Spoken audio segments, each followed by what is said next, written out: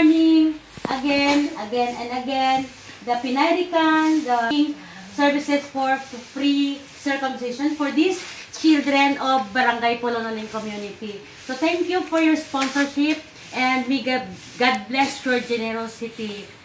So I will give instruction for these children.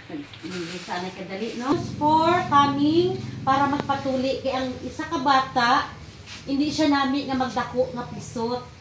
Di ba? Kamu lang ga salig sa tuli. Salig sa tuli. Dili ka mo lang ga o. No, nakulbaan ka mo, excited pero nakulbaan. So it is normal nakulbaan ng mga bata tungod kay may heart ka mo. Na-excite gani magkuba-kuba ang heart. Makakita sang crush nagaba mo man ang heart, di ba? Okay? Pero ang mga bata, hindi pwede nga magdalagko kamo mga anak nga pisot kay hambalan anak sa iyo ay pisot man na. No? Pagdagko na lang mo tubuan bulbul, pisot. So hindi pwede.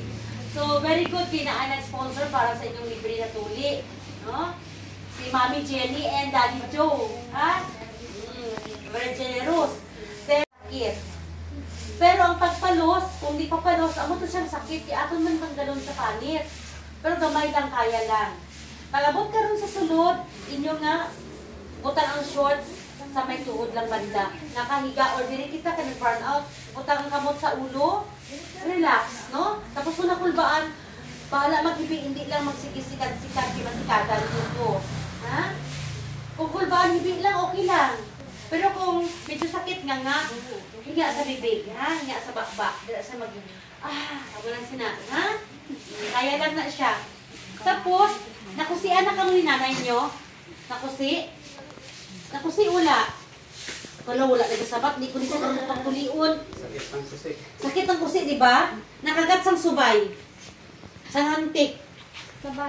Sabat. Nakagat na kamo sang subay? Ha? Sakit hindi. Hindi ba no? Kaya lang no? Amo na ang kasakit sa anesthesia, daw subay lang. Hindi, kaya lang man, di ba? Mabulot ko tangan tabulong para nga pagtuli, hindi na sakit.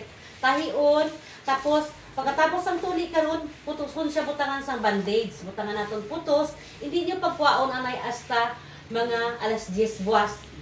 Buwas mga alas 10 or alas 11, una niyo nga paligo. Pag naligo ang isa ka bata, mabasa man ang ulo pagkatubig sa tiil, magsabon. Pati tong utin, butangan sang tubig ug sabon, paliguan man siya, hindi niyo magputson ha. Paliguan man siya, kuwaon ng putos. Pag nakuha ng putos, nakabanlaw na maayo, bago maligo gali, dapat maglaga na ang mga nanay kang tatay sa udlot, bayabas nga niti, bugasan maayo, basi may tigi, may iras, makatulang ang imong utin, ha? Pulo ka dahon, isa ka baso nga tubig para nga ispiso siya ng nami ang epekto sa bayabas. Amo to siyang ibanlaw sa tinulian pagkatapos maligo. Kada adlaw maligo. Pero ang buwas is, amo to unang paligo mga 10 or 11 o'clock, ha? Pero sa sunod adlaw, sa Lunes, asa sa Martes, asa sa sunod ng mga inadlaw, bisan aga pa maligo, okay na. Basta ang first 24 hours lang ang hindi pagtandugon anay pitoy. After 24 hours, amo na siya nga, hugasan na maligo na. Are. Obligasyon ko ang pag-atiman sang akon bata halin sang panahon nga siya gintuli hasta sa iya pag-ayo. Number 1, maligo adlaw-adlaw. Hindi na pagputson ligo sa short or sa bayo nga dako. Tapos kung makita nyo nga mamula ang inyong utin, mamula siya, normal man ina, no? Mamula tapos may ara nga inang tubig-tubig. Hindi siya maghilabtan. Anong tawag sina? Mga anong tatay? Mga patis? Mga matis? Hindi na siya kamatis. Sibuyas, Bombay na. Joke lang. No? Hindi niya maggusto ko ng tubig-tubig, ha? Normal na siya. Kabayaan lang, tungod na siya sa anesthesia. Manaog ng anesthesia, tubutan ko parang para yung skit kung magtuli. Manaog siya, daw tubig-tubig, mamula. Normal na siya. Kasi inom bulong, ligo adlaw-adlaw, maupawan na siya. Sunod, paghugas ang tinulian gamit ang undot sa bayabas liquid na ginlagga. Malimuna ka na ginlagpa. Malimuni. Kada tapos paligo. Kada tapos paligo, wala sa ibutang nga lain. Ha? Ibanlaw siya tapos paligo. Banlawan man ang utin sa bayabas. Wala siya dapat sa ibutang nga lain nga bagay. Hindi pagbuburan sa bulong, ha? Ang bulong ginainom, wala ginabudbud. Klaro. Bawal sa pagpainit, bisikleta, saka-saka kahoy, pagsakay sa mga hayop, karbaw, kabayo, kahigko sila, ang utin nyo may pilas, ma-infection. Bawal man kadto sa sapa, sa mga taisang hayop, bawal maligo sa sapa, ang tubig ulan kay ko ang tubig. Ma-infection ang samad. Atagan sa sustansya ng pagkaon, gulay kay prutas, kaon mo sina, gulay kay prutas, o kaon gid. Kung magkaon, bago magkaon, tapos kaon, bago mag-uyat sang pitoy, kinanglan nakugas ang kamot, kay nga ama ng mga lalaki, mangihi, di ba ginagatan yung utin nyo?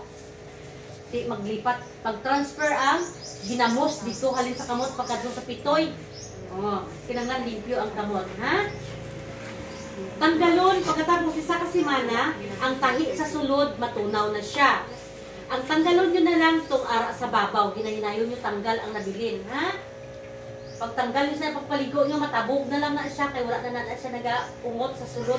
Kaya ang sulod niya tahi, tunaw na, isa ka semana. Klaro? Hindi nyo sige ulit, pitoy nyo, ha? Para hindi ma-infection.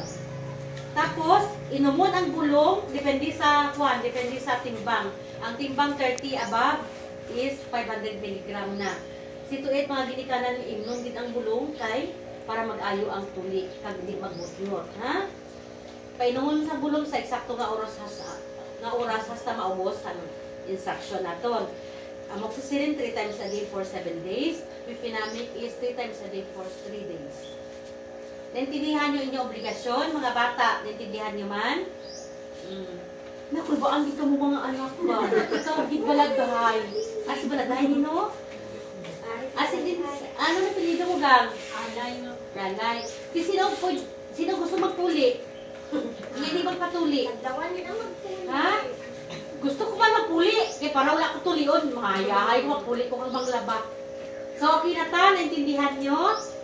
O, pag-abot sa sulod, karon ginagsigan ng suga. Ibutang ang mahigda. Ibutang ang kamot sa ulo. Plastar ang tiil na kabitay. Relax. No? Relax. Pamahaw ka mo? Mamahaw ka mo? Eh, huwag na dapat mamahaw. Sino wala nagkaon? Ang midwife wala nagkaon. Sino wala na mahaw?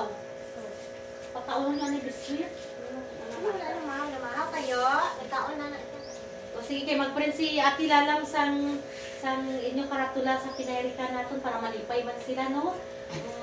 Ila sponsor, para hindi sila madugla padala sa akong sunod naman, mapadala naman sila basi 20 na kabasa or basi dahol basi 50 kapino, di ba? Depende sa grasya nila naman. Ang obras naman kung tutupag sa banan niya, duwa sa ilang trabaho, nagtatanong sila gulay. So, inang bilis sa ilang gulay, amo nang inapadala nila rin sa aton. Kaya i-follow nyo ilang sa Facebook, ha? Pinairikan. Follow nyo, i-like nyo, tapos i-share nyo. Kaya dyan na sila malipay. Ang ga-sponsoran mo ang mga kabataan dira kay bayan sa to sa Bunawan man. Alam nga niya, Muslim brothers and sisters. Kaya lang di ako napod ko, ginashare natin sa iban. Amo lang 4 lang kabilo ginatag ko sa inyo. May sunod pa man. No? Sunod pa man. So, thank you very much. And hopefully, kamo nga natuli, madumduman nyo anang sponsor sa inyo, no? Kasi pila kadlaw mapuli sila diri. Tapos lang, i-prepare ni ate lang ang inyong mga bulong or ni Auntie Nining. Kandi ate lang. Tapos tuli, pahuway anay. No? Kaya tagaan ka mo bulong. Klaro na. May pamangkot. Sino mauna? Ay, naman. Mabunot-bunot kita kung sino mauna. Napiring. Dili na lang kita matuli si Nining. So, ma-transfer ka mo diri mga anak banda. Kaya ko na lang ta matuli. Sige man ka. Burn out. Dahil lang ko sa lamisa. Ang tubig kaya hindi burn out.